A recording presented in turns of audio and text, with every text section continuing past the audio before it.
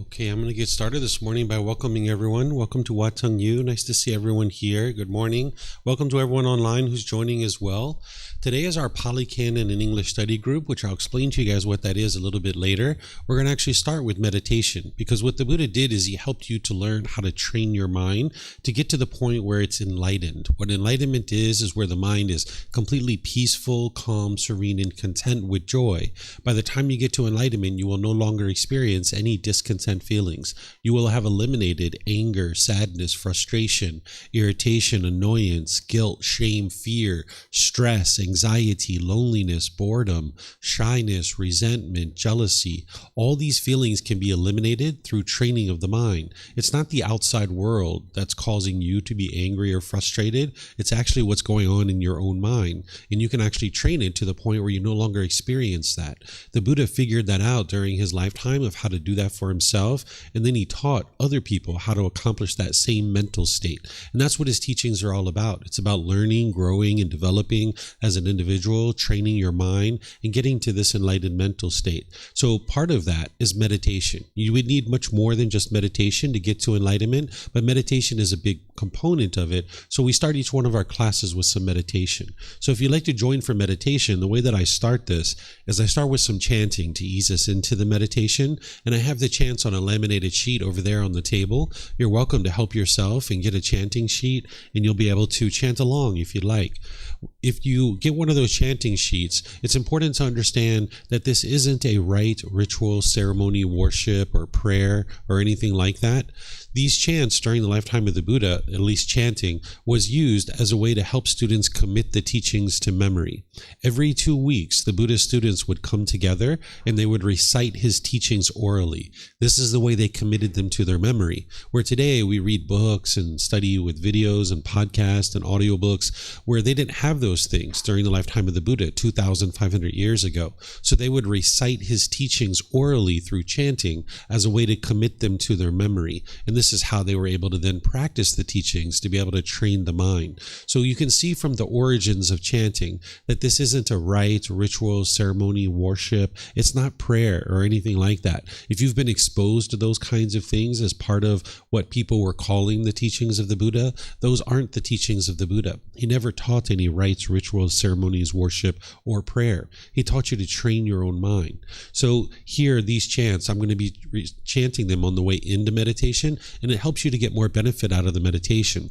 So if you choose to chant these, you'll see that you'll get more awareness of mind, awareness of breath, and you'll get more benefit out of the meditation itself. That's how they're used today. If you read the English translations of the chants, you're going to see a lot of appreciation, gratitude, and respect for the Buddha. And because of this, I don't think the Buddha even created these chants. I think they were created by his students during his life or maybe after his death, because the Buddha wouldn't go around and say, here, chant these chants to me out of respect for me. This would be ego. This would be arrogance, right? A person who's gotten to enlightenment, they humbled the mind. They think of themselves as being equal, the same as everybody else. They don't walk around with their chest puffed out and being boastful and arrogant and judging people and putting themselves above and below people. But if you learn from a teacher how to move from anger, sadness, and frustration and all those other discontent feelings to the peaceful and joyful mental state as enlightenment, this teacher didn't want anything from you or expect anything from you, you might actually have a lot of appreciation, gratitude, and respect for that person too. So that's where I suspect these chants came from, because the Buddha just taught based in the kindness of his heart. He taught based in compassion, that he had concern for the misfortune of others. And that's where I suspect these chants came from, is his students, because they would have been the benefactors of receiving this guidance from an individual that could guide them to enlightenment. So if you like to chant along, you're more than welcome to. And just understand that it's not a rite, ritual, ceremony, or worship, or any kind of prayer, or anything like that. Once we're in the meditation, I'm going to provide you some guidance. I'll essentially be instructing you and teaching you how to meditate while we're actually meditating. But then there's going to be a period of time where it's just quiet and we're just all meditating together. Everyone here at the temple and anybody online who's joining us will just all be meditating at the same time. Now, during this period of time of quietness, I'm sure you're going to hear occasional sounds. You might hear a car go by, a dog barking, a bird chirping, someone here might cough or sneeze. This is completely normal. If your mind has a craving for permanent quietness during meditation, you'll cause your mind to be frustrated or annoyed when you hear those sounds. You can understand that the world around you is impermanent. It's constantly changing. And if your mind craves permanent quietness while you're living in an impermanent world, then you're going to cause your mind to experience discontentedness. So when you hear any sounds during meditation, just understand they're impermanent. They will arise, they will change, and they will fade away. And this is the way the world is constructed. It's completely normal. You're not going to be able to meditate in complete quietness. So you can get to the point where you're completely peaceful in your meditation, even when you hear sounds, because you understand, this is normal. It's part of the way the world functions. Then after that quiet period, we're going to come out of that with some more chanting. And that's where I'll start today's class, helping you guys to understand what the Pali Canon and English study group is. In terms of your body position for meditation, there's 4 positions that the Buddha taught: seated, lying, standing, and walking. Because your body can't be in the same position permanently. It's not possible because we live in an impermanent world. Your body's going to change. You're going to need different positions at different times. But oftentimes people are learning in the seated position, so I'll provide you some guidance on the seated position that'll help you to find something that's even more comfortable for yourself. Because that's what's important, is that the body's comfortable. There isn't just one way to sit, right? Because again, that would be permanence. Everybody's body's a little bit different, and we're going to find different things to be comfortable. So what I share with you are just suggestions, just recommendations. You can find whatever you like to feel comfortable, whether it's something that I'm teaching or even just something that you figure out on your own. Just make sure the body's comfortable. But just a couple of suggestions for you is that if you're on the floor, you might have some cushions under your rear. This will kind of make it nice and soft for you to sit on the floor. And if you're going to bring your legs together in the cross leg position, you might just do that lightly. Whereas if they're real tight, it will impede the circulation and cause pain in the lower body. Some people like to put their legs off the mat. This gets the hips up in the air, and it lessens the angle at the hips, the knees, and the ankles, again allowing the circulation to flow. So that's an option for you as well.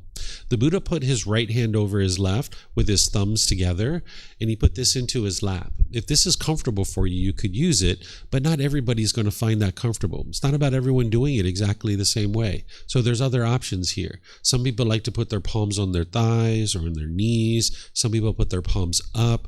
You might even decide to rest your hands comfortably in your lap. So there's all kinds of options here. You could even sit in a chair. And if you're at home, you might be on a bench or a sofa or a wheelchair, anything like this. You can sit however you're comfortable. If you're in a chair, you might think about putting your feet flat on the floor or lightly crossed at the ankles, but you can see me sitting in a chair here with my legs crossed, so this is an option for you too. You can sit however you're comfortable. And the same thing with the hands and the arms, you can just put those wherever you're comfortable. It's helpful if the upper body is erect with the sternum up and the shoulders back. It'll help keep the mind attentive and alert during the meditation, because this is a dedicated, active, purposeful training session where you're eliminating certain unwholesome qualities from the mind and you're cultivating certain wholesome qualities in the mind. So you would like the mind to be attentive and alert during the meditation, because that'll help you to be able to train your mind. Whereas if you were slouched, the mind would have a tendency to be dull or lethargic or lazy. But if you are real rigid, the mind could be overactive or uptight. So you'd like the upper body to be in the middle with the sternum up and the shoulders back. This will keep the mind attentive and alert, and it'll also make it easy for you to breathe in through the nose and out through the nose. So again, I'm going to do the chanting on the way in. You guys are welcome to join in, and then I'll come back in with some guidance to help you.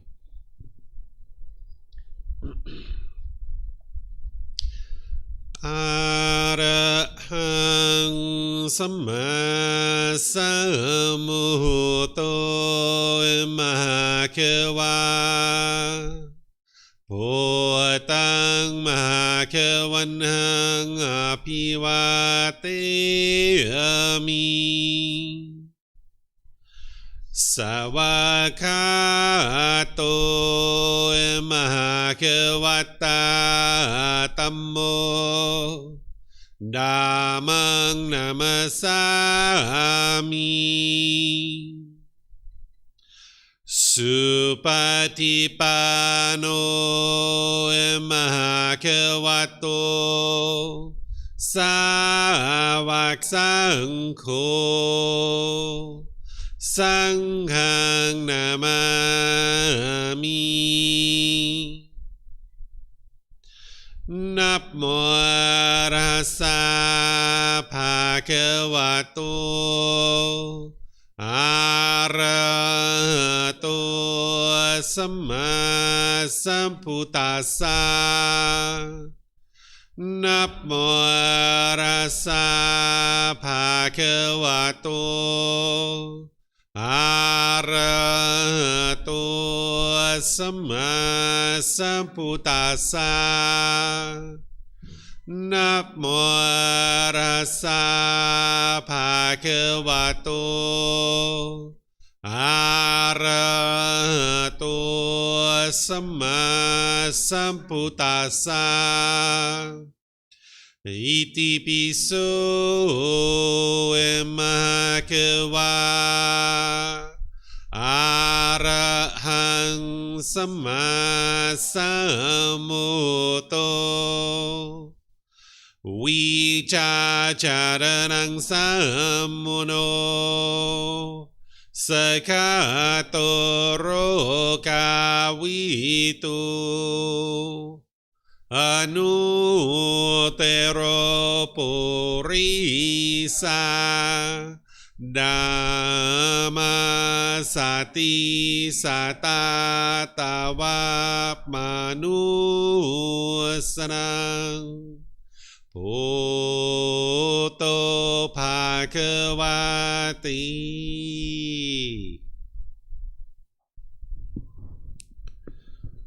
Okay, with the lower body and hands and arms comfortable, and the upper body erect, just close the eyes and start breathing in through the nose and out through the nose.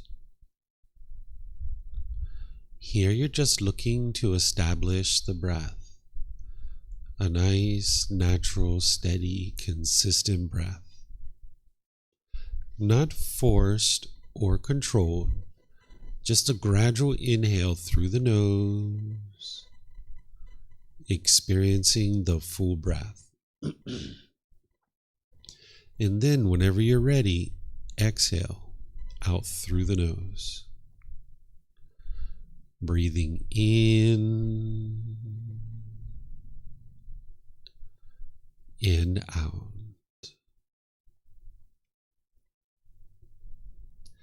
Breathing in and out.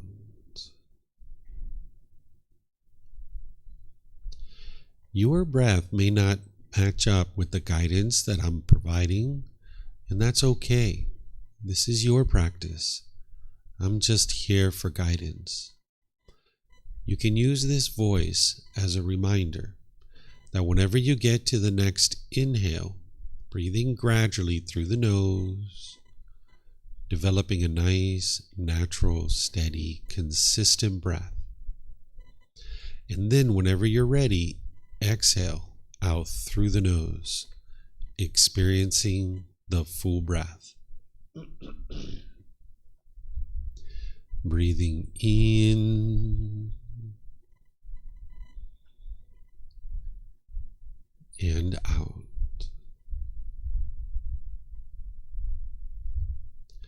Breathing in and out. With the breath well established, start fixating the mind on the breath, either the sound of the breath coming into the nose or the sensation of air moving over the skin into the nose. The breath is the present moment. Fixate the mind on the breath, the present moment. Breathing in and out.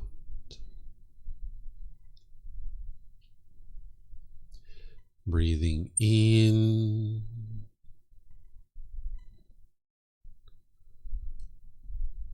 and out.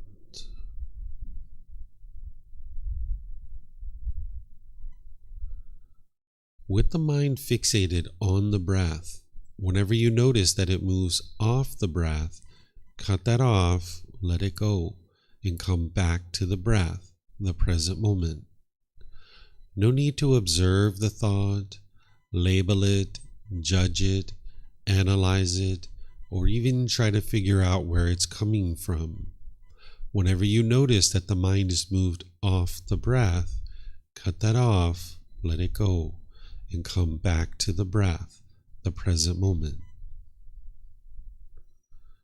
Breathing in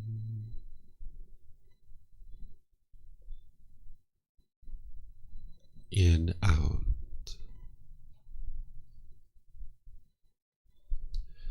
Breathing in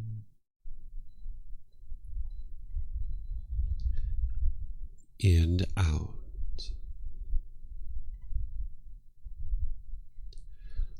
I'm going to be quiet now and let you do this work of focusing on the breath, cutting off and letting go anytime the mind moves off the breath. You have nowhere to go. There's nothing to do. No one needs you right now. This is your time to focus on the breath. Breathing in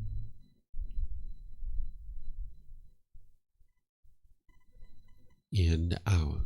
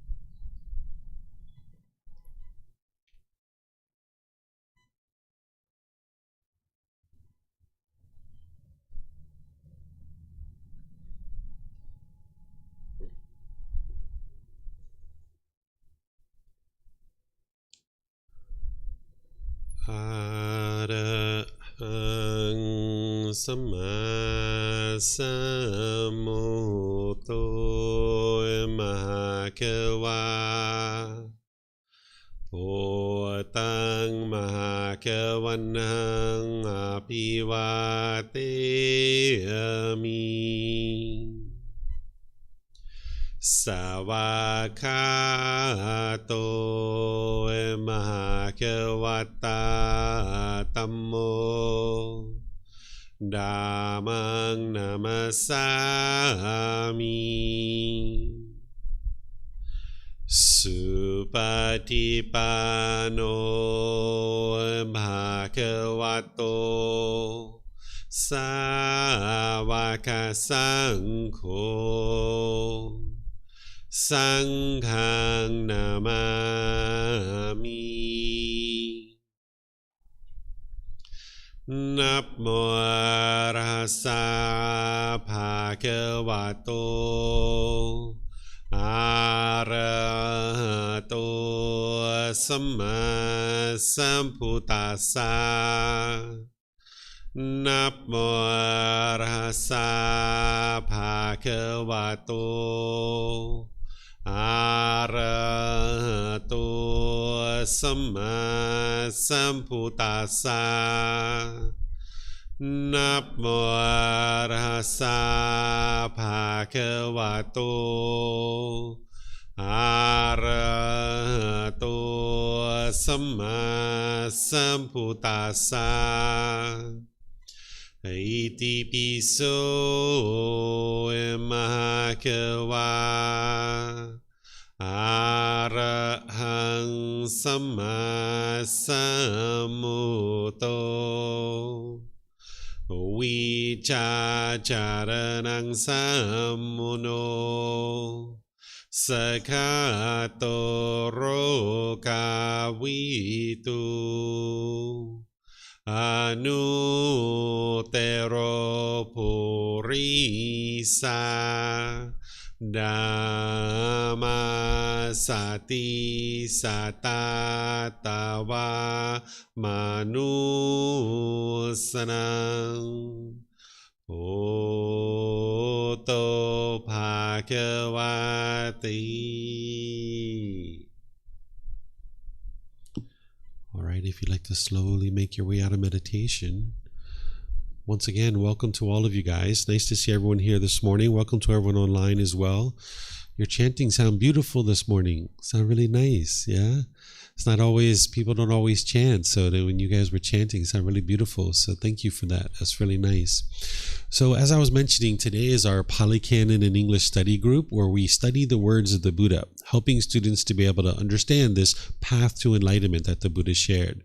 We have different programs here. There's all kinds of different programs. They're all available at no cost for all of you, that you can take foundational programs, you can take introductory programs. There's programs on how to build harmonious relationships. There's different retreats and things like this. This particular program is one that people usually come into after they've already developed a foundation in other parts of the programs that we offer. So on Sundays and Wednesdays, we offer the group learning program, which we go each Sunday chapter by chapter in this first book. It's titled Developing a Life Practice, The Path That Leads to Enlightenment. This is where people usually start, in the very first book. And you can get this for free. You can download it from our website. You can take it and go print it. You can get printed versions here by just reimbursing us for the printing cost, or you can get it on Amazon if you have access to Amazon. That's the best place to start. Students will gradually make their way through that program, the group learning program or the Foundation and the Path to Enlightenment course, and they'll be reading this book slowly but surely, getting help from a teacher to be able to guide them on the path to enlightenment. And then there's other programs and retreats and stuff like that. But then ultimately, once you have a foundation, this particular program, the Pali Canon and English Study Group, kind of fills in the framework to be able to help you more fully understand the teachings of the Buddha. What the Pali Canon is it's 45 volumes of books that are about this thick. This is the largest, most complete collection that we have of the teachings of the Buddha. What this book series does is it extracts out of that 45 volumes of books and provides you the ability to approach the teachings of the Buddha in a way that you can learn them, you can reflect on them to independently verify them, and you can practice them. None of the teachings of the Buddha are based in belief. You're not believing a bunch of things and then hoping something good happens when you die. Instead, you're learning, you're examining, you're looking to investigate the teachings of the Buddha. As you're doing that intellectual learning, you're then reflecting on them to be able to see if they're true or they're false. And then you're practicing his teachings, integrating them into your day-to-day life to be able to train your mind. And you'll be able to see that his teachings are actually working for you, because there's going to be situations where you were once angry or frustrated or irritated or any of these other discontent feelings, and you'll experience that exact same situation and your mind will be completely peaceful. It'll be completely joyful. You won't be experiencing the frustration, agitation, and annoyance any longer if you've been training your mind in the teachings. So the teachings of the Buddha aren't about an afterlife and getting to a wonderful life after this. His teachings are about getting to a wonderful life now, in this life, that you can train your mind and actually get to a wonderful life now and be living the ideal life where you don't have to walk around with sadness and anger and frustration and dissatisfaction and loneliness and boredom and stress and anxiety and all these other things. But you need to be able to learn his teachings. You need to be able to reflect on them, to independently verify them, and practice them. So the foundational programs are the best places to get started. But what we do in this program, and by the way, I know many of you guys, this is your first time here, so you'll be able to learn plenty today, but just understand this isn't where people will usually start. What we do in this program is I invite students here at the temple to be able to read one of the chapters from the teachings of the Buddha. You can see this chapter is about a page and a half. And after someone reads this, either here at the temple or on Zoom, you guys can volunteer to read as well. Then I will share some teachings on this particular chapter. And then I'm going to open up to any and all questions that you guys have related to the chapter here. If you would like to read or you'd like to ask questions and you're at the temple, we have microphones here in this white bowl. If you just come get a microphone, take it back to your seat with you, press the gray button, you're going to see the lights come on, and you can hold it up to your chin where we'll be able to hear you here at the temple and be able to hear you online as well. If you speak here without a microphone, we won't be able to hear you online. And then when you're not using it, if you can just keep it with you, because you might be interested to ask more than one question, or someone around you might have a question, and you can just share the microphone. And then if you could turn it off when you're not using it, that way we won't get any feedback through the speakers. And then for those of you guys online, if you would like to ask questions, you can put that into Facebook, YouTube, or Zoom. Or in Zoom, you can electronically raise your hand, unmute your microphone, and ask any questions that way. And you can also read if you would like to volunteer to read. If you're in Zoom, you can read that way as well. So is there anybody here that would like to volunteer to read this first chapter? Steve? Yeah.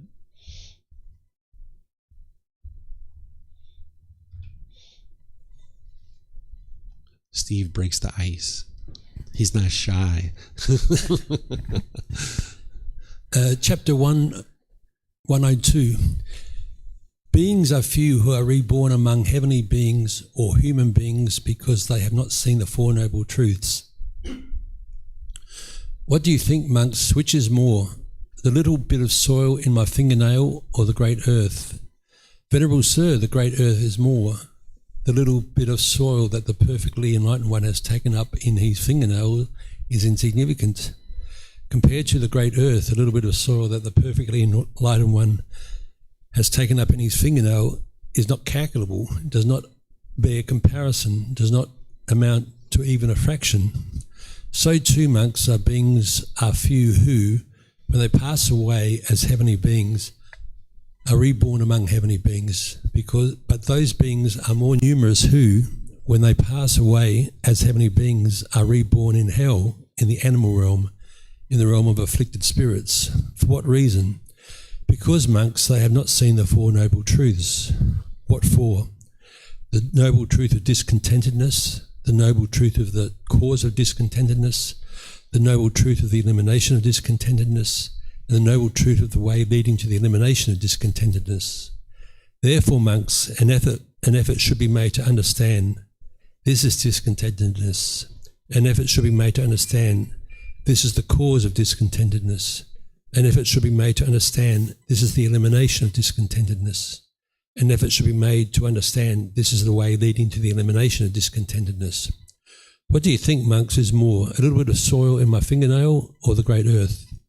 Venerable Sir, the great earth is more. The little bit of soil that the perfectly enlightened one has taken up in his fingernail is insignificant. compared to the great earth, the little bit of soil that the perfectly enlightened one has taken up in his fingernail is not calculable, does not bear comparison, does not even amount to a fraction. So too, monks, those beings are few who, when they pass away as heavenly beings, are reborn among human beings. But those beings are more numerous who, when they pass away as heavenly beings, are reborn in hell, in the animal realm, and in the realm of afflicted spirits. For what reason? Because, monks, they have not seen the Four Noble Truths. What for? The noble truth of discontentedness, the noble truth of the cause of discontentedness, the noble truth of the elimination of discontentedness, and the noble truth of the way leading to the elimination of discontentedness. Therefore, monks, an effort should be made to understand this is discontentedness. An effort should be made to understand this is the cause of discontentedness. An effort should be made to understand this is the elimination of discontentedness. An effort should be made to understand this is the way leading to the elimination of discontentedness. Okay, thank you, sir. So the teachings of the Buddha, the goal is to get to enlightenment. What enlightenment is a mental state where the mind's completely peaceful, calm, serene, and content with joy. Like I was sharing at the beginning, by the time you train your mind to get to enlightenment in this life, you'll no longer experience any anger, sadness, frustration, irritation, annoyance, guilt, shame, fear, stress, anxiety, loneliness, boredom, shyness, resentment, jealousy. You do this through uprooting certain pollutions that the Buddha discovered in the mind. There's these 10 individual pollutions that he discovered, and he figured out the tools and techniques of how to eliminate those out of the mind. When you eliminate these pollutions out of the mind, not only will you eliminate the discontent feelings, but the mind will be performing optimally. You'll notice that you have focus, concentration, clarity, and deep memory. And your personal, professional relationships will be really blossoming. You won't have bitterness and harshness and hostility in your mind anymore.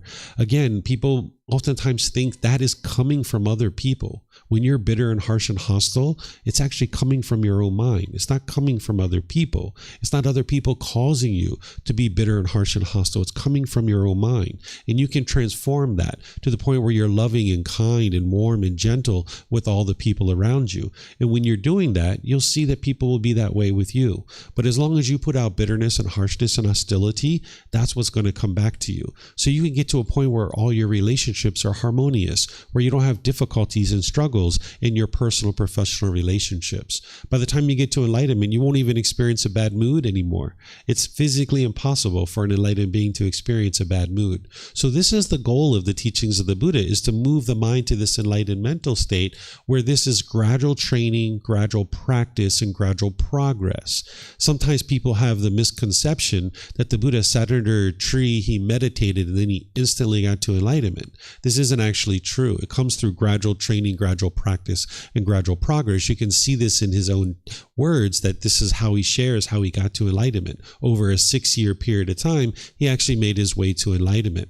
So if somebody dies and they're unenlightened, they're going to experience rebirth. And as you heard me share, none of the teachings of the Buddha are based in belief. You can actually independently verify the cycle of rebirth. That right now you might not have the wisdom of how to do that, but that's something that you can gain in your journey to enlightenment, is how to independently verify the cycle of rebirth. Right now you might be believing that you only have one life, but that's just because right now maybe you can't remember your previous lives. So if somebody is unenlightened and they die, they're going to experience rebirth in one of the 5 realms. And these 5 realms can actually be independently verified too. Again, you might not have the wisdom of how to do that, but you can ultimately gain that wisdom. The Buddha taught the hell realm, the animal realm, the afflicted spirit realm, which are like ghosts. There's the human realm, and then there's the heavenly realm.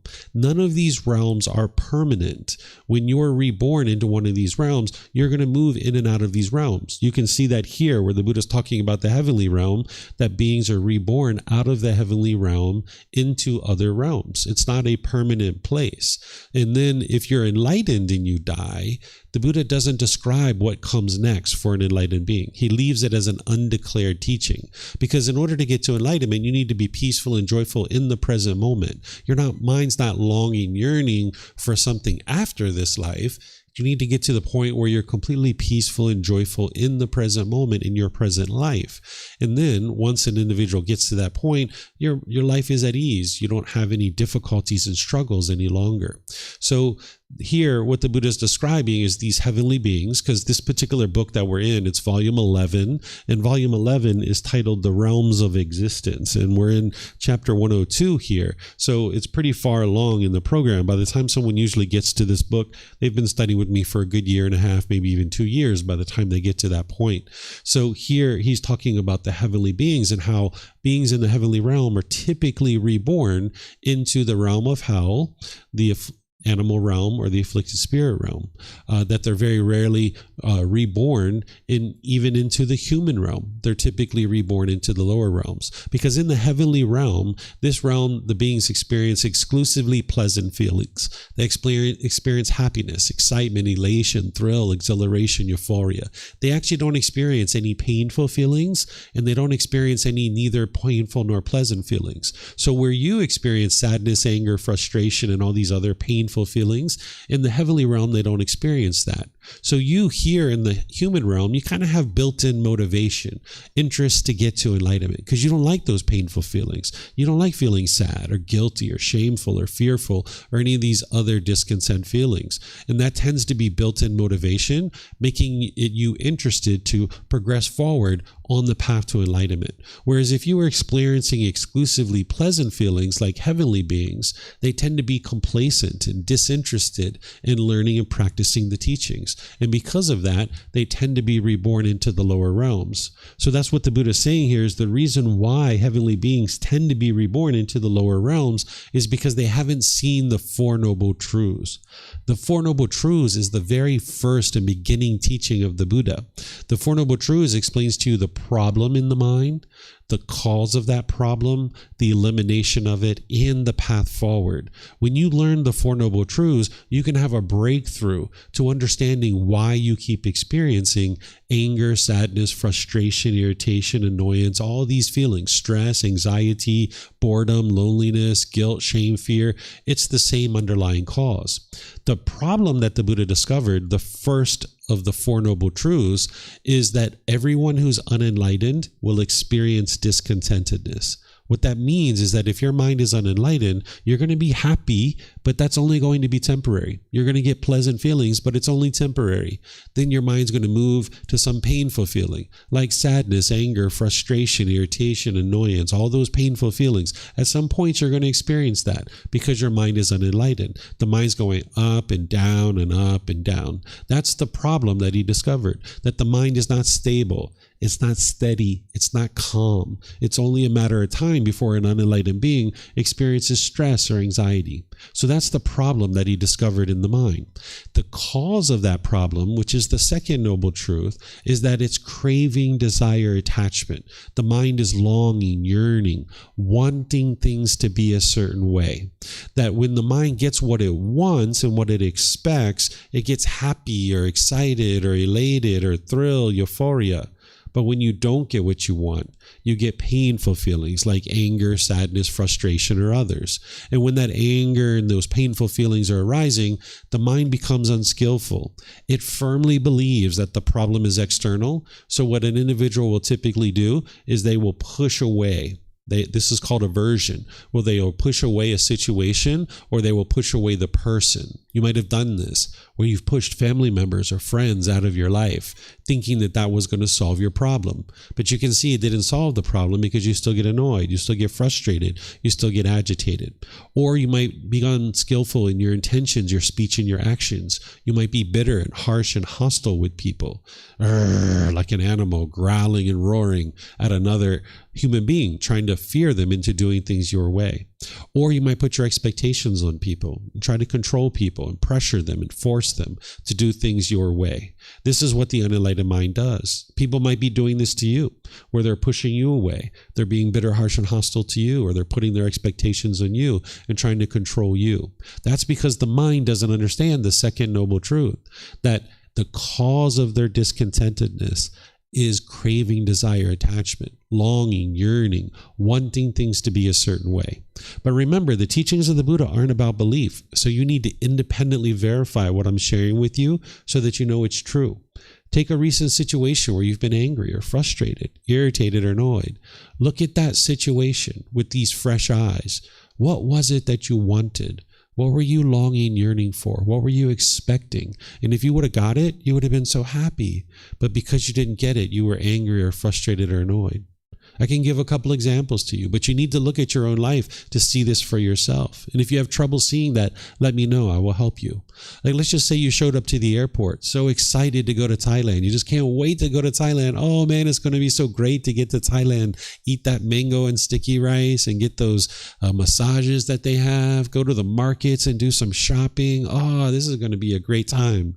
But then you show up to the airport and your flight's delayed or it's canceled. Oh man, you might be frustrated, right? It's not the airline company that's causing that. It's not the pilot or the workers. They're not the ones who are causing you to be frustrated. The mind is craving permanence. It's wanting and expecting things to be a certain way. If you got your flight and you left on time, you would have been happy and excited. But because the flight was delayed by 2 hours or what have you, the mind was experiencing painful feelings like anger, sadness, or frustration. And the thing is that none of these planes can all take off at exactly the scheduled time. If every single plane took off at the scheduled time, that would be permanence. But we live in an impermanent world. Everything around you is constantly changing, but the unenlightened mind craves permanence. It wants things to be a certain way permanently. So when that flight takes off on time, yay, you're getting what you want. You're so happy. You're so excited. But when the flight doesn't take off on time, you're not getting what you want. So the mind experiences painful feelings like anger, sadness, or frustration. And it's not possible for all these flights to take off at the scheduled time. And the mind, because of its lack of wisdom, will think that this anger and frustration is being caused by the airline company when that's not what actually is causing it. You can see it in other examples too. If you get really excited when it's sunny outside, when it rains, you'll be frustrated or agitated or annoyed because the mind's not getting what it wants. And that sun is not permanent. So if you base your inner feelings on the sun, when it changes, you will be upset. The only thing that's happened here is change. That's all that's happened, is it went from sun to rain. You just experienced change, right? Like, let's just say if you get excited when your bank account balance is up here, but when it goes down here, you'll get sad and frustrated. All that's happened is change. That's all that's happened. But the mind doesn't like change in the unenlightened state. It craves permanence. So the second noble truth is helping you to see that it's your own mind that's causing these feelings. It's your mind causing the sadness, the anger, the frustration, all these other discontent feelings. The mind is causing all of that itself. But if you keep believing that it's other people that are causing these feelings, you're going to go around blaming other people and you'll damage your relationships. You'll push people away. You'll be bitter, harsh, and hostile, and you'll put your expectations on people, trying to control people. And like I said, people are probably doing this to you too. And in this way, you can't live harmoniously with all people. And now you're going around the world carrying this burden of wanting things to be a certain way, and they can't be that way. It's not possible. That if your mind wants and craves and longs for things, you're not going to get things your way all the time. So the second noble truth helps you to understand that it's your own mind that's causing these feelings based on the longing, yearning. Then the third noble truth helps you to understand that you can eliminate this by eliminating your craving, desire, attachment. If you eliminate the longing, yearning, the chasing after things, then you can get to a point where your mind's completely peaceful and joyful. So the unenlightened mind will tend to chase after things, and when it's not chasing, it'll swing all the way over here to the other side, where it'll be dull and lethargic and sluggish and lazy, right? And that's not what the Buddha is teaching you either. He's teaching you to bring your mind to the middle, where you can gradually work towards goals, objectives, or interests through wise decision making. Because as long as you're chasing, you can only be happy when you get what you want, right? And you're going to be sad when you don't get what you want.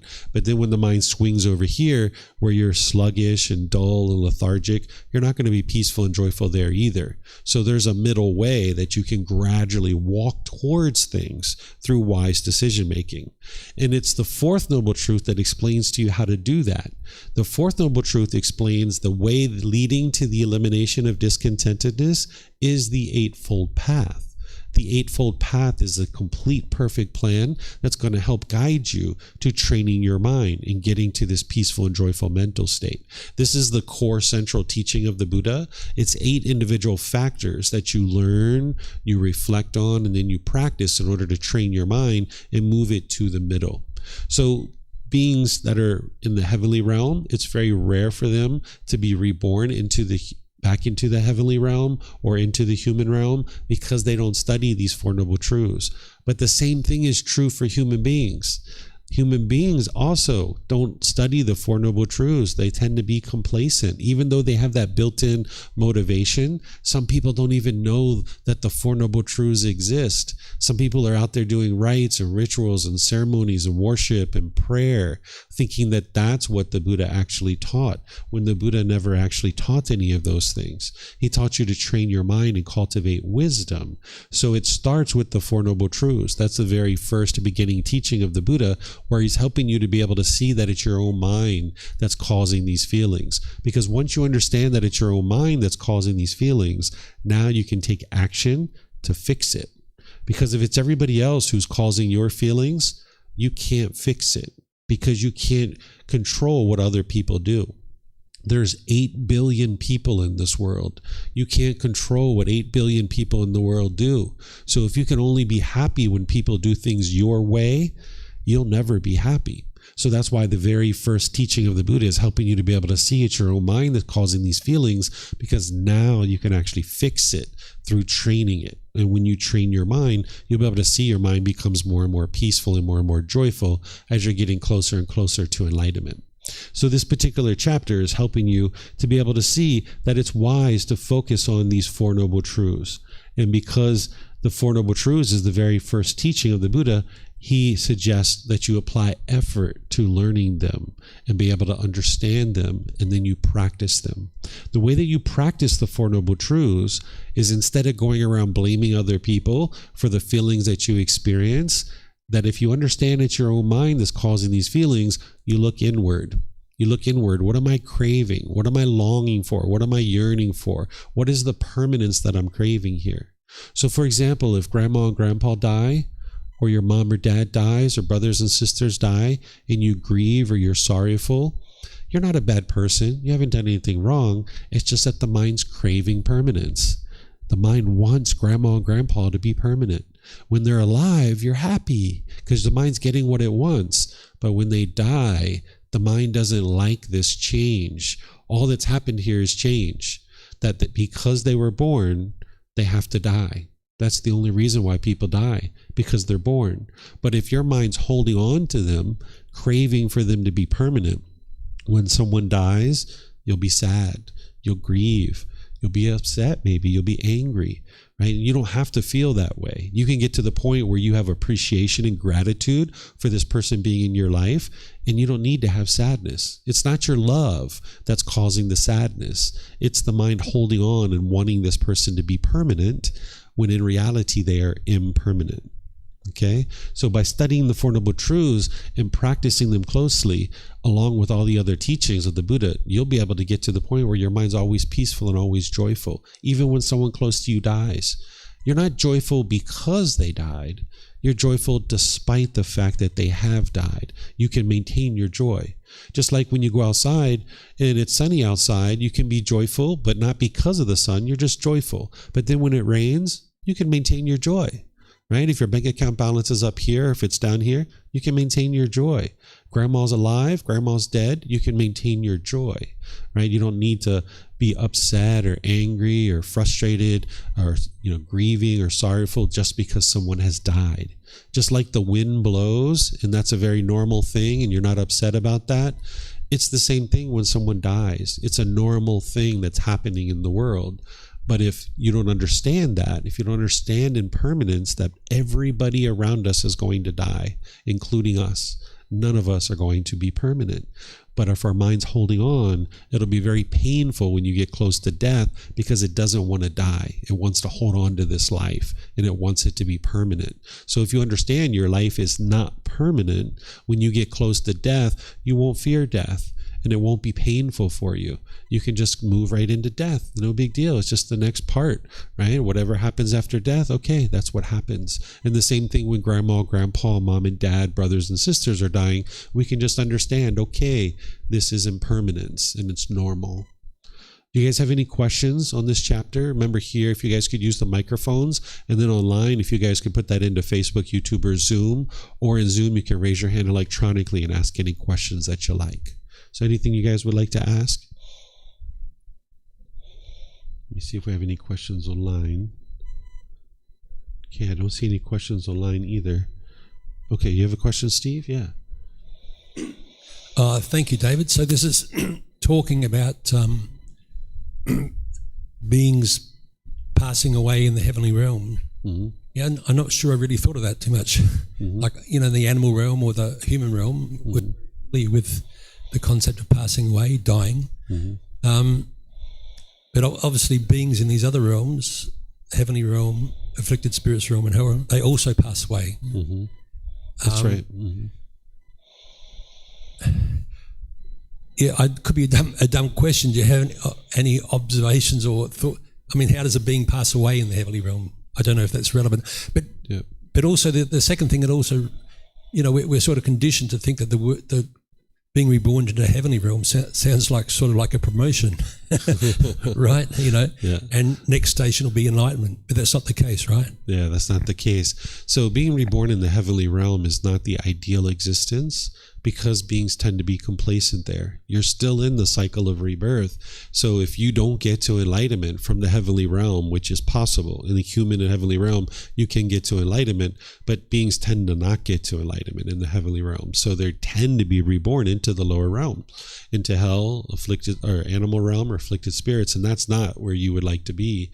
So getting into the heavenly realm is not ideal. The human realm is actually ideal because you tend to have that built-in motivation. But even in the human realm, people tend to be very complacent, even in the human realm. But this would be the ideal existence, because then you have kind of more of an opportunity to get to enlightenment.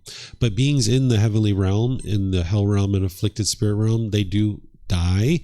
But the way that we might think about it is their lifespan expires, because when you're born into those realms, it's kind of like a set lifespan.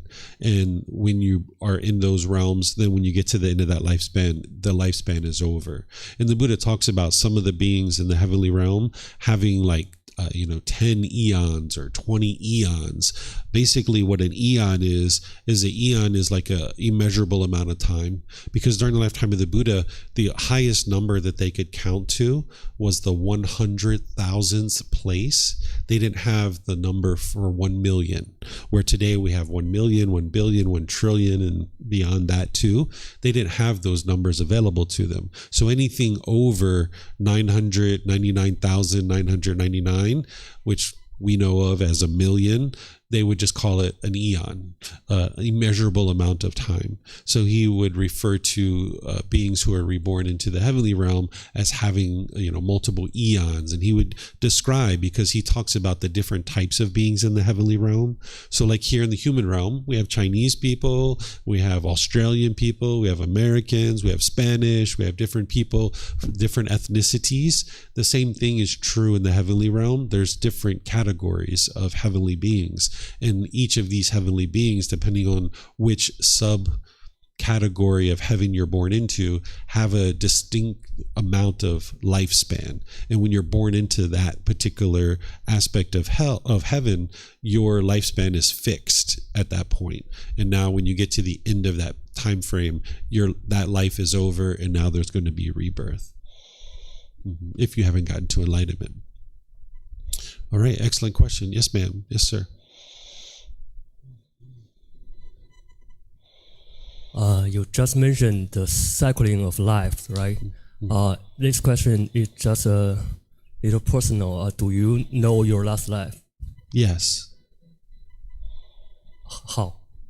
What happens is, over the course of your life, you will have memories, because when an individual is reborn, there's what's called craving and residual memories from your previous lives are now in this new mind, right? This new mind it's not actually rebirth. We call it rebirth, but it's actually new. It's a new existence. It's a cycle of new existence. So every single mind and every single body is a brand new mind and a brand new body. So now this new mind that's in this being has residual memories from its previous lives, not just the one prior to this, but I have memories from even before that as well. And throughout my life, I've had different situations where those memories have bubbled up to the mind. As early as when I was 8 years old, I started having memories of past lives. I didn't know that's what that was at the time. I didn't put it all together until I was about 44 years old. And I started to see countless animal existences and 2 previous human existences prior to this. That it's memories that come to the surface of your mind.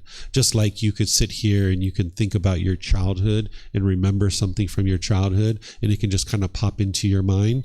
The same thing happens through your life, is you start having residual memories of your past lives. And as you train your mind with the teachings of the Buddha and the pollution is starting to be eliminated out of the mind, you have a tendency to be able to see these things more clearly. It's kind of like if you walked outside of your house, you can just see that street that you're on, and that's the only street you can see. But if you move to a higher vantage point, like on the top of a mountain, you can look over the town and you can see all this interconnected streets. You can even see how this town is connected to that town and this town's connected to that town, because you're at a higher vantage point and you can see more of the city, right? So it's the same thing as when you're getting rid of the pollution out of your mind, you're moving to a higher consciousness, and you can see more of what's going on in this life and how you've made decisions in this life. And some people, they're able to see their past lives too. And it's not something that you induce or that you force to occur, but as you're getting rid of the pollution out of your mind, those memories will tend to bubble up in your mind. And you'll know that these are things that you didn't do in this life, where you'll have vivid memories of things. So like I had excruciating pain in my legs when I was 8 years old. I would be laying in the bed and I would have this excruciating pains in my lower legs, and I would call out to my parents and crying in agony by how much my legs hurt. They would come rushing into the room and they're like, what's wrong? What's wrong? And I was like, my legs are hurting. My legs are hurting. I just was in this excruciating pain. And I didn't understand why, and neither did they. Right. And they just said, go to sleep, or whatever. And then over the course of my life, I had other memories. But by the time I got to the age of 44, I realized what that was, is because I started having other memories all throughout my life that I put together, that in my life previous to this, I was actually murdered and they actually broke my legs in that life. And that's why at 8 years old, I had so much pain in my lower legs, because my legs were broken. And there was other things like this along the course of my journey in this life, that I started having memories of previous lives. So it's in your mind from your previous lives. You can think about like one mind, like let's just say person A is a cardboard box. Right? This mind is a cardboard box. It's a certain color, certain shape, certain texture, and there are certain contents in that cardboard box, cravings and residual memories. When this life is over, this cardboard box is not permanent. It will dissolve. But if there's contents in the box, they need to find a new box. So now there's this new box, a completely new mind, cardboard box B. Completely different shape, color, texture of cardboard box, but the contents from cardboard box A have gone into cardboard box B. And now this new person B, has memories from the previous life, because the contents have moved from cardboard box A to cardboard box B. That's how it occurs. Mm-hmm. Yes, ma'am.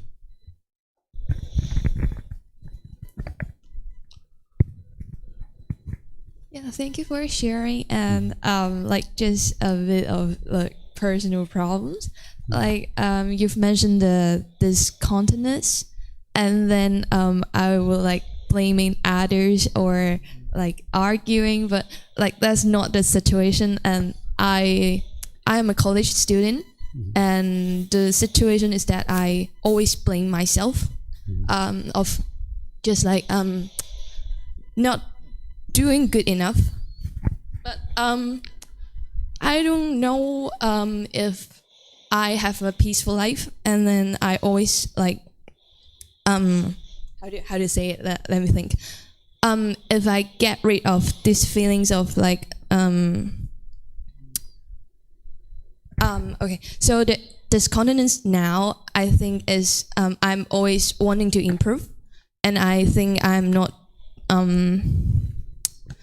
doing good enough. But if I get rid of these feelings, I will become a very lazy guy, but not trying to improve myself. But that's not the case I want. But it's another problem appears. Like I always have the negative thoughts, like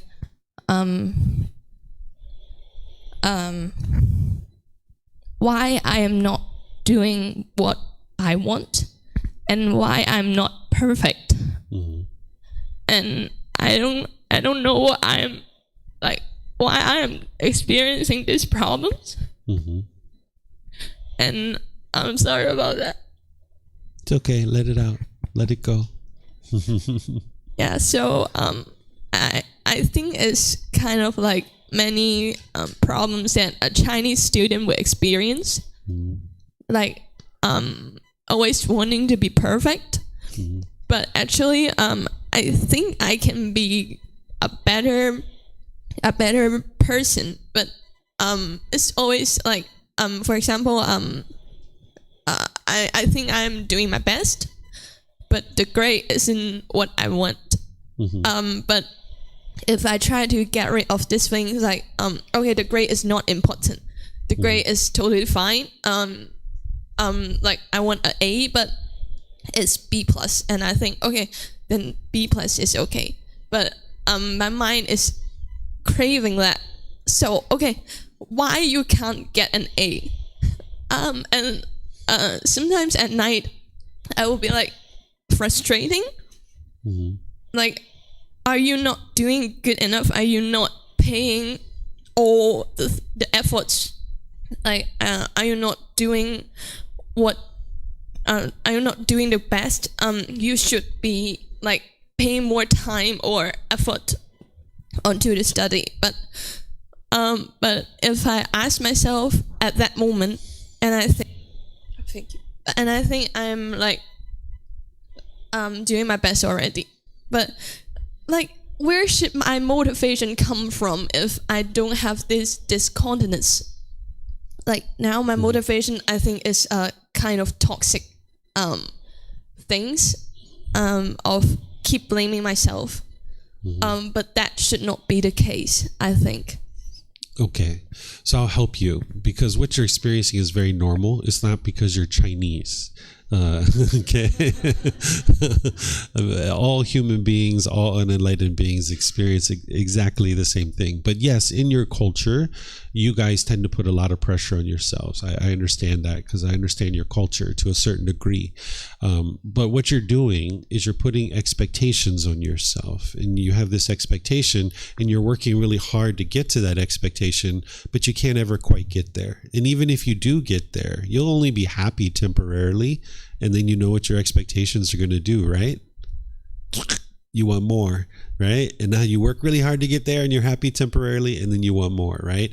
So this is the craving, desire, attachment. This is the longing, the yearning. This is the wants and expectations that you're putting that on yourself. And there might be people in your family that are contributing to that too. Sometimes parents will put pressure on their children to perform to a certain level. So where this is coming from, because you said you don't know why this is occurring, where this is coming from is within your own mind. This is the pollutions that the Buddha discovered.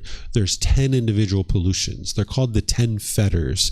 And these fetters or pollutions or taints or defilements, these are holding the mind down. And when you don't know what those pollutions are, when you lack the wisdom of those pollutions, you don't know how to eliminate them. Because if you don't even know they exist and you don't know what they are, then you can't eliminate them. So for example, when you were growing up as a child, your parents taught you how to clean your body. Right? You learned, and by 10, 12, 14 years old, you started cleaning your body every single day, and you feel comfortable, like, wow, I clean my body. But your parents didn't have the wisdom of how to clean the mind.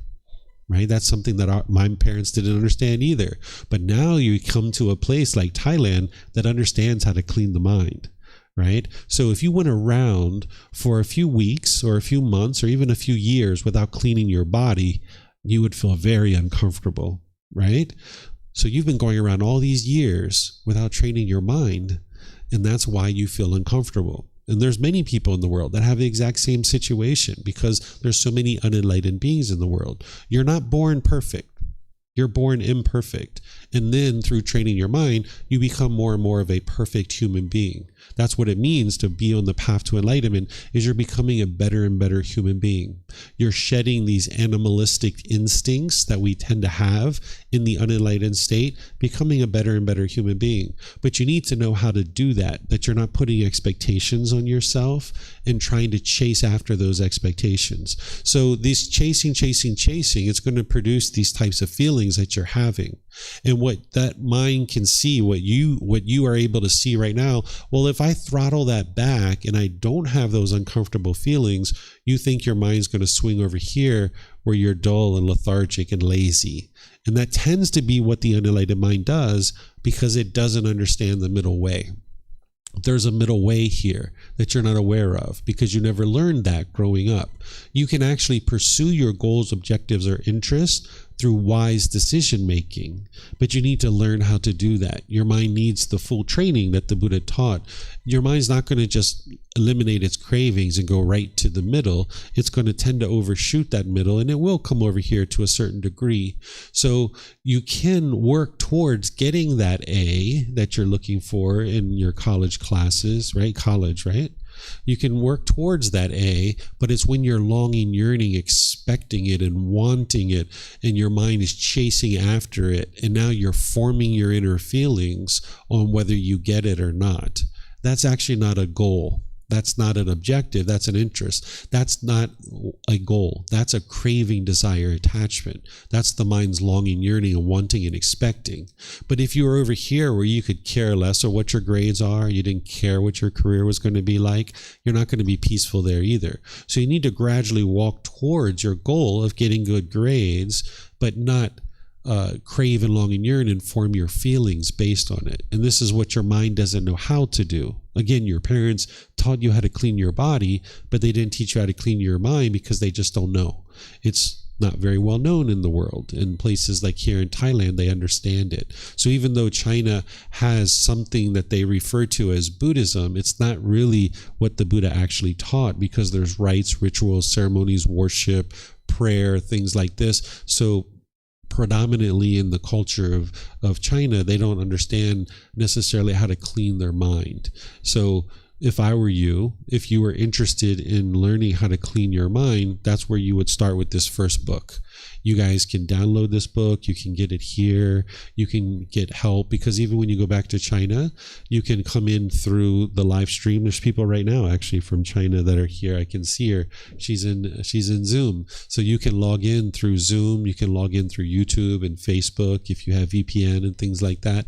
And you'll be able to gradually learn. But I am not going to be able to teach you in just 5 minutes how to fix the problem that you're experiencing. It takes more time for you to learn and grow and develop, just like it took you 10, 12, 14 years to get to the point where now you clean your body yourself. It's not necessarily going to take you that long to experience benefits. Some students in as short as 2 days of training with these teachings, they've experienced benefits, right? So slowly but surely, as you train your mind, you'll see more and more improvement, but you need to decide that you would like to do that training. Nobody can force you to do it. Nobody can convince you to do it. You need to decide for yourself that you're done with these feelings, that you're tired of feeling stress and anxiety and all those other feelings that you're experiencing, and you're interested in this better way of life. Because you can keep doing the things the way that you've done them before, and you're going to keep experiencing those same kind of results. Or you can try something new. This thing that's new will actually fix your problems. It'll get to the point where your mind's completely peaceful and joyful, and you'll see that it's gradually doing that. So that's the best thing I can do for you, is offer you the opportunity to learn and grow and develop. And it's all available for you at no cost. The books, the audiobooks, the videos, the podcasts, the classes, courses, retreats, personal guidance from me. I will help you, but you just need to decide that you're ready to do that and start reading the books and start attending the classes, and you can learn all the techniques of how to train your mind. Mm-hmm. Any other questions? Yes, ma'am. We have microphones here, and there's one back there too.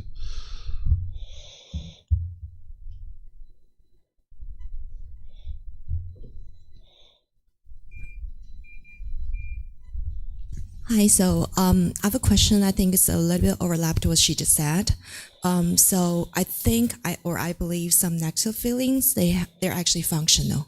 Mm-hmm. Like when you feel hungry and you feel grumpy, and that's a time you start to look for food. Or some people, when they're not happy in the marriage and they feel frustrated, they can step out to, say, going to think of a divorce. Mm-hmm. So they can do some change based on their dissatisfaction. But if they have their way to eliminate all the discontentness, like how are people going to make a change? You make it through wise decision making. So I'll use your examples to help you. So when the body is hungry and the mind becomes grumpy, the grumpiness isn't a biological process. That's not what's causing it. It's not the hunger that's causing the grumpiness. What's causing the grumpiness is the mind craves permanent comfort of the body. The mind wants the body to be permanently comfortable. And now when you feel that little bit of hunger pain, the mind's not getting what it wants, which is the body to be permanently comfortable. And now it becomes irritated and grumpy and annoyed. And now you might start being bitter and harsh and hostile with the people around you. This is damaging your relationships, right? So you can get to the point where you understand that this body is not going to be permanently comfortable. It's not possible for this body to be permanently comfortable. And now when you notice that the hunger pain is coming, you don't need to be grumpy. You can just make wise decisions to move towards food. There's some hunger pain. I should probably start looking for some food. And now you can do that peacefully and joyfully. You don't need to do it with grumpy and irritation. Same thing with a relationship. The only reason why somebody would have problems in a marriage is because of their expectations. If they're longing, yearning, and they're wanting their husband or their wife to do this, but their husband or wife does this over here, they'll be irritated or frustrated. I'll give you some examples because I'm actually married. Let's just say my wife wants me to take out the trash. She's longing, yearning. And she says to me on her way to bed, she goes to the bed really early, by the way, like 7 p.m., 7:30. Let's just say she goes to bed and she says, "Hey, honey, can you take out the trash?" And I say, "Sure, I can take out the trash." She's like, "All right, I'm going to sleep. Bye-bye." And she goes to sleep, right? Well, now when she goes to sleep, she wakes up early, 5 a.m. in the morning, and she comes downstairs and she sees the trash hasn't been taken out because maybe I forgot, right? And now because she was wanting and expecting me to take out that trash, she gets angry and frustrated. Well, that anger and frustration isn't being caused by me. That's being caused by her own mind. Because she was longing, yearning for that trash to be taken out when she says she wants it taken out. She's not getting her cravings, desires, attachments fulfilled. Where this trash isn't going to be taken out exactly when she wants it to be taken out every single time, right? But if she has that expectation for it to be taken out every single time, when she says to take it out, she'll be angry and frustrated and irritated. And now someone with a lack of wisdom of the Four Noble Truths will perceive that as a problem in the marriage or a problem with me. And now someone might think, I'm angry, I'm irritated, I'm not satisfied with this relationship. I need to leave the relationship. That's not going to solve the problem, because the problem is the mind is craving and longing, yearning for everything to be done my way. I want things done my way. If you do it my way, I'm happy. If you don't do it my way, I'm angry and frustrated. So you can get to a point where you make wise decisions in the marriage. Rather than doing it based on your anger and frustration, you can get to the point where you're completely satisfied and you're peaceful and joyful in your marriage. So like me and my wife, we haven't had an argument in probably 5, 6, 8 years. We don't argue. We don't get upset with each other. We're just completely peaceful and joyful with each other. We just have discussions, right? And she might say to me, "Hey, would you mind doing this?" Sure, I can take care of that. And most of the time I'm going to do it. But every once in a while, it doesn't happen when she would like it to be done. But she's okay with that. And she understands, hey, he said he would do it and he'll do it. And he'll do it in the time frame that he needs to be able to do it. So you can get to a point where you're not putting expectations on your partner to do things your way, but now you can make wise decisions. Because say if your partner was stealing or lying or having relationships outside of your relationship, maybe they're having sex with somebody else. Now you can look at that. You don't have to be angry at it, although you probably will be, but you don't have to be. You can just look at it and be like, this person lies, this person steals, this person uses drugs and alcohol, this person is maybe cheating on you, right? Not a good relationship for me to be in. This person isn't making wise decisions. Let me leave the relationship. But you don't have to be angry or frustrated. You can just understand that this isn't working out and this isn't going to lead to beneficial results in their life. So therefore, if I'm choosing to be their partner, it's not going to be beneficial for me to be in this relationship. So you don't need the anger or the frustration to tell you that this is an unwise relationship to be in. You can understand with your wisdom, this is an unwise relationship. Let me leave because they're making unwise decisions. The anger is just going to get in the way. And it's going to cloud your mind from being able to make wise decisions. So by you getting rid of your anger and your frustration, then your mind can be clear and you can look at the situation objectively. Would this be wise for me to continue in this relationship? Yes or no? And now you can make a very wise decision. Whereas if your mind's clouded with anger and frustration, you can't get to that wise decision. So that's why the Buddha is teaching you how to get rid of these discontent feelings so that then your mind can be clear and you can make wise decisions in every situation. Because every wise decision that you make, it's going to produce wholesome results, or we call wholesome karma.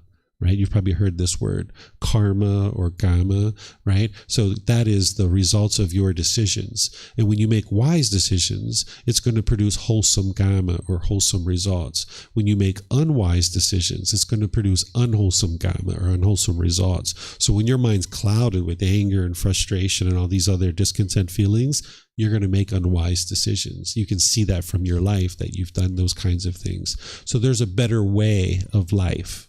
Right? The teachings of the Buddha, it's not a religion. It's not about rules and commandments and forcing people to do things.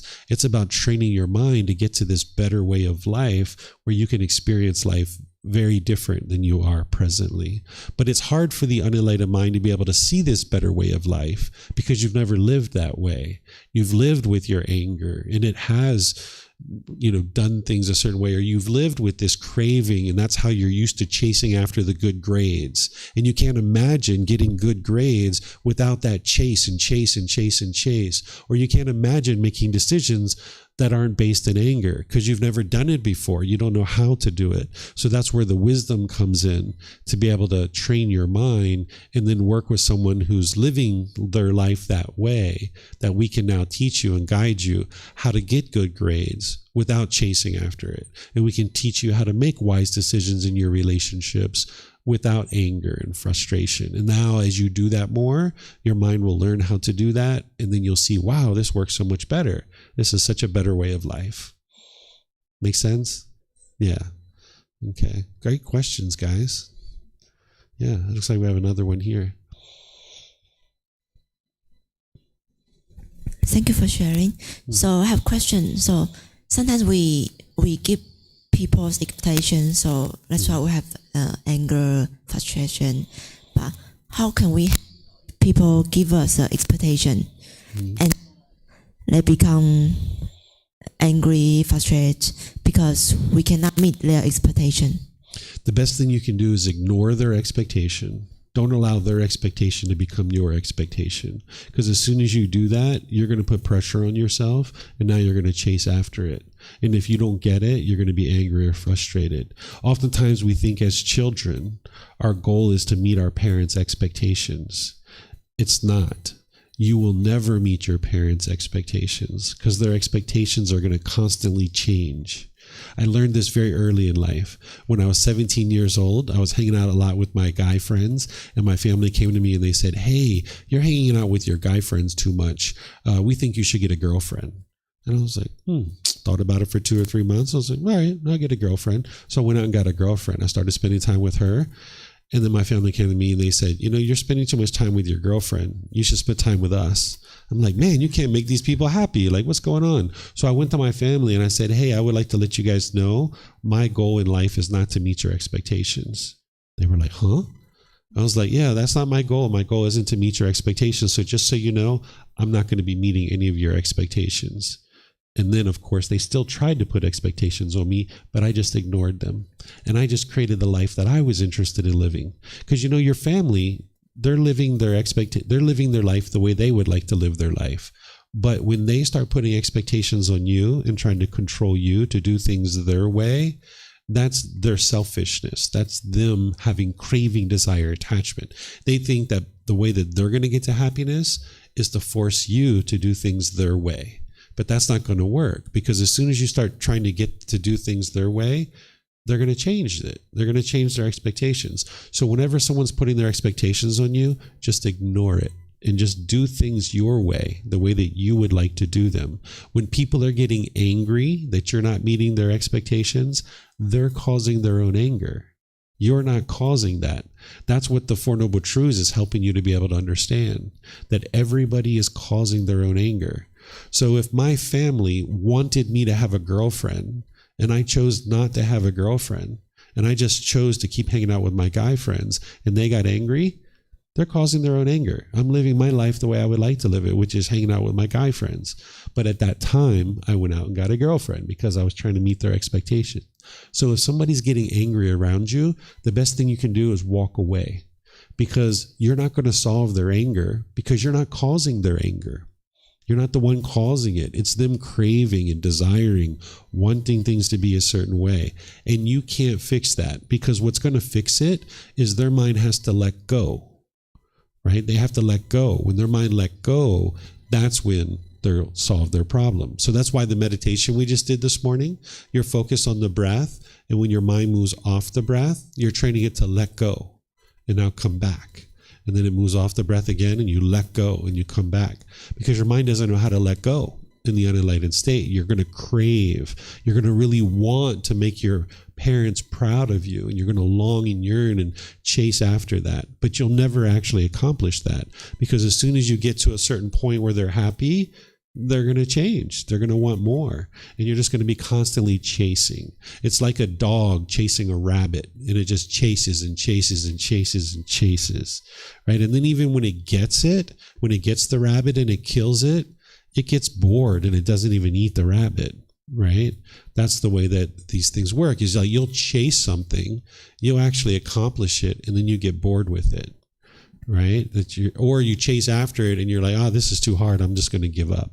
Instead, you just think about what are the wise decisions in your life, and you gradually work towards it.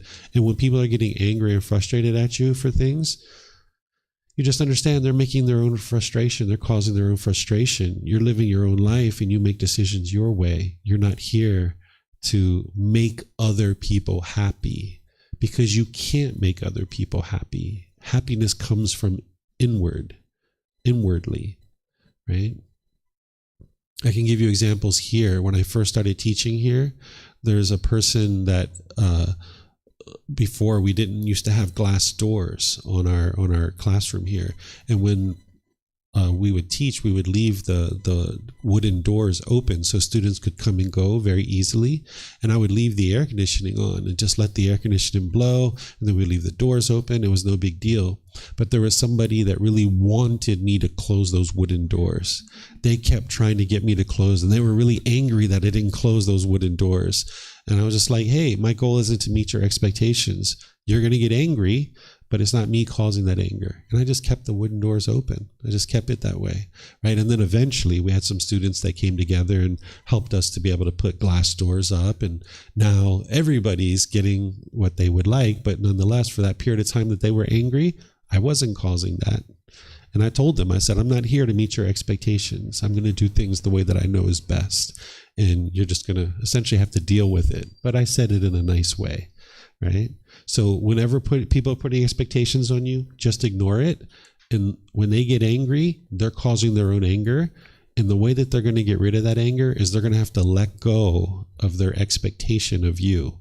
And when they let go of their expectation of you, that's when they'll become peaceful.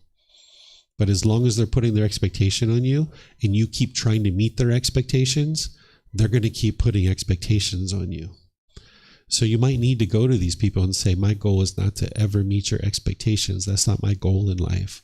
And they'll probably be shocked by that, especially if it's your parents, right? They'll be shocked by that.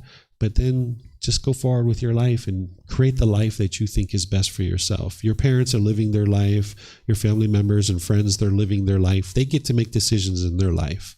They don't get to make decisions for your life. You get to do that. Mm-hmm. Okay, so no more questions. Let's see, what time is it? Oh, it's already 10:30. Usually we finish class around 10:30 or so. So maybe I'll just stop here unless you guys have other questions. Anything else you guys would like to ask? No other question? You have a question? Yes, ma'am. We have microphones around.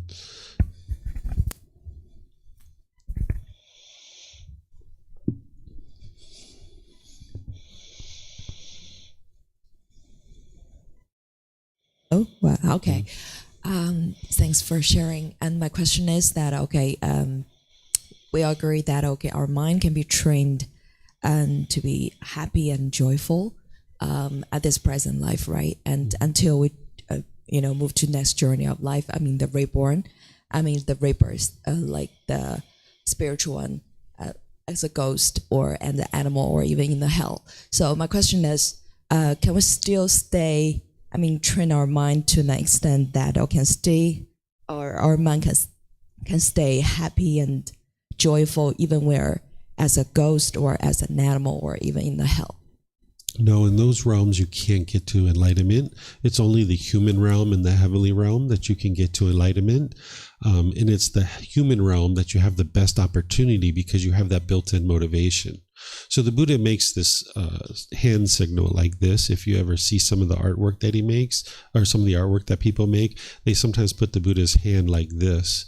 What this is signifying is the 5 realms of existence: hell, animal, afflicted spirit, human realm, and heavenly realm.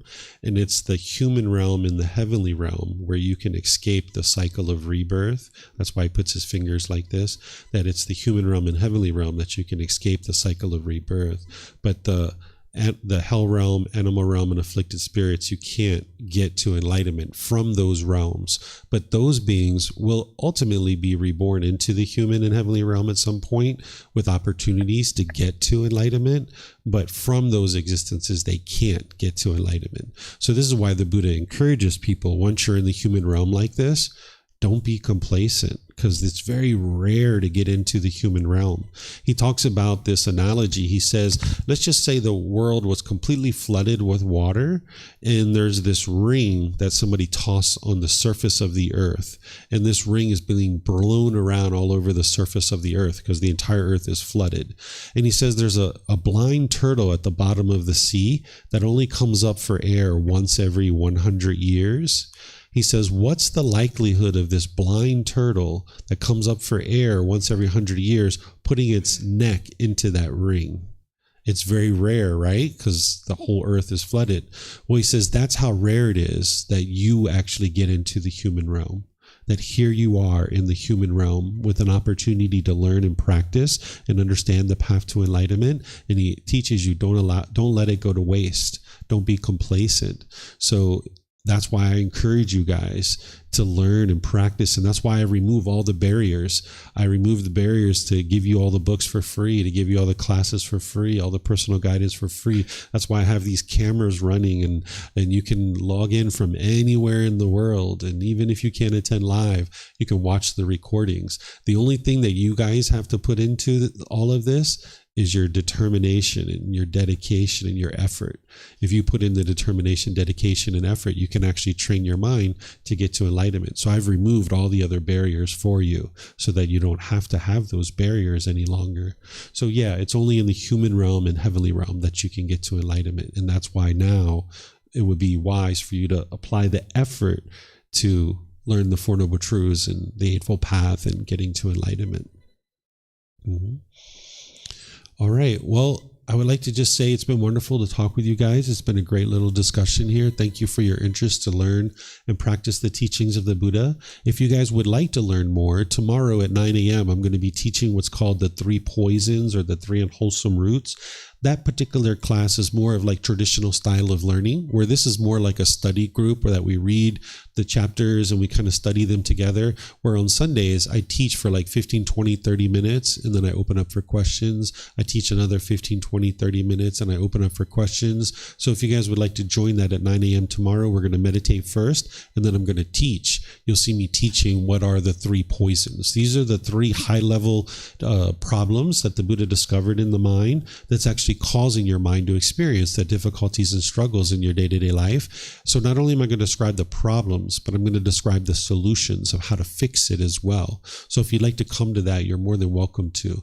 And I'll be teaching it here, and it'll be live streamed as well. And then if you can't attend, you can also watch the recordings. And I also teach that same class at 9 p.m. from home, and I live stream it there. There's just no live audience. So wherever you are in the world, there should be a live class available for you. That's why I teach at 9 a.m. and 9 p.m.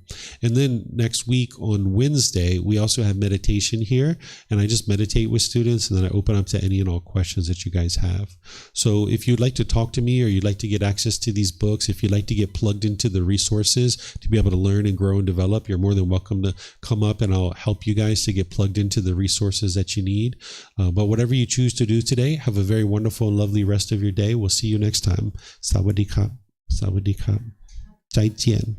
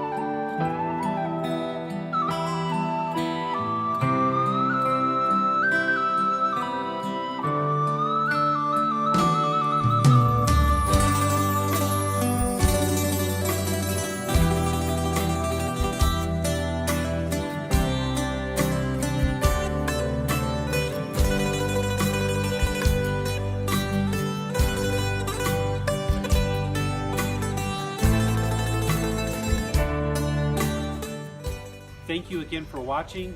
Enjoy your meditation. Look forward to seeing you online and answering any questions that you might have. Thank you so much.